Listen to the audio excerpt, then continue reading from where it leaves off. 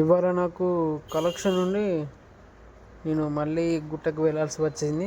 నేను మా ఫ్రెండ్ ఇద్దరం కలిసి వెళ్ళాము. మా ఫ్రెండ్ కూడా, అరే నేను కూడా చూడలేదు, నువ్వు మొన్న 2 to 3 టైమ్స్ పెట్టినావు కదా యూట్యూబ్లో, నేను చూసిండా అన్నాడు. సరే పారమని అటే పోతున్నా కదా, సరే చూపిస్తా పాని అన్న.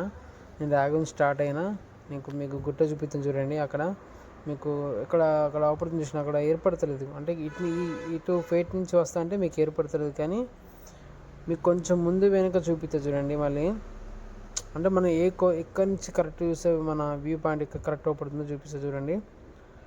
మా ఫ్రెండ్ కూడా మా నువ్వు గిన్నె సరైన ఒక్కసారి కూడా చెప్పాను అంటే నేనే అనుకోకుండా పోయినని చెప్పిన. సరే ఇవాళ మాకు కుదిరింది కలెక్షన్ అండి, సరే అటు పోదాం పని అనుకున్నాం, అటు పోయినాము.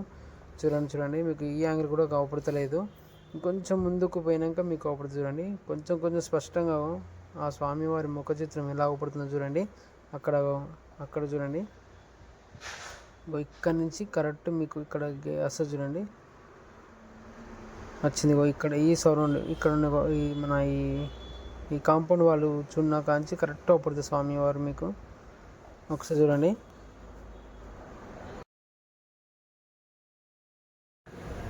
ఇక్కడ స్వామివారు ఇక్కడ మన ఇక్కడ అవపడుతున్నారని ఒకటి బ్యానర్ ఏర్పాటు చేసారు, కానీ నేను నచ్చిన గాడిపి వానకి ఈ బ్యానర్ చినిగిపోయింది.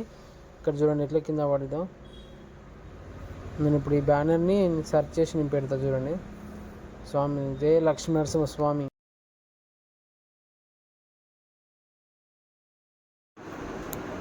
కొన్ని మనం చూడాలనుకున్నా చూడలేము, కానీ కొన్ని వద్దన్నా కూడా మనం అనుకోకుండా మనం తెలియకుండా వెళ్ళిపోతాం.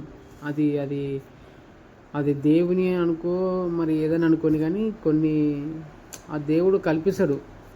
ఇప్పుడు నువ్వు ఈ పని చెయ్యి, నా గురించి నువ్వు ఇది చెయ్యాలి అని ఆయన రాసి పెడతారు. ఇంకా అతను తెలియదు, కానీ నేను అనుకోలేదు, కానీ ఇట్లా ఈ బ్యాండ్ కింద పడేందో కొందరు మిస్ అవుతున్నారు. ఇట్లా కింద పడి వరకు ఇక్కడ వ్యూ పాయింట్ వాళ్ళకి అవపడక కొందరు ఎందుక ముందు పోయి చూస్తున్నారు. కానీ అట్లా కావద్దు, అందరూ చూడాలి, అందరూ దర్శనం చేసుకోవాలి స్వామివారిని. నేను ఇక్కడ మళ్ళీ దీన్ని కట్టి పెట్టాను. ఇక్కడ చూడండి మీరు అక్కడ కరెక్ట్ అప్పుడు చూడండి. మా ఫ్రెండ్ అయితే చాలా హ్యాపీగా ఫీల్ అయ్యిండు.